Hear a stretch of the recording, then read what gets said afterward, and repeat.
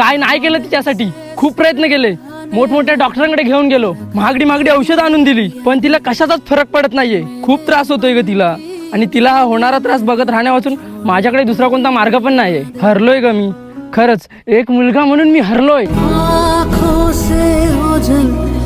अरे वेड्या, असं हरून कसं चालेल. माझं ऐक, तू मम्मीला या ठिकाणी घेऊन जा. इथे गेलेली माणसं 100% बरी होतात. नाही नाही, हा खूप झाले डॉक्टर, आणि मला तर आता कुठल्या डॉक्टरावर आणि कुठल्या औषधावर विश्वासच नाही राहिलाय. माझ्यावर तरी आहे ना.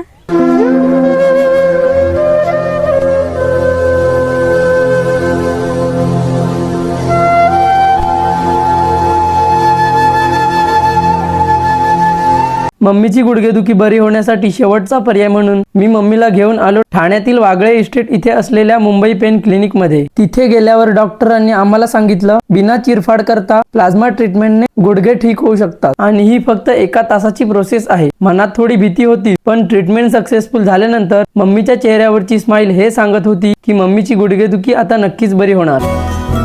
थँक्स, आज तुझ्यामुळे मी खूप दिवसांनी माझ्या मम्मीच्या चेहऱ्यावर स्माइल बघितली. थँक्स ने भागणार नाही. चला आता तुझ्या घरी जाऊन सर्वांशी ओळख करून दे.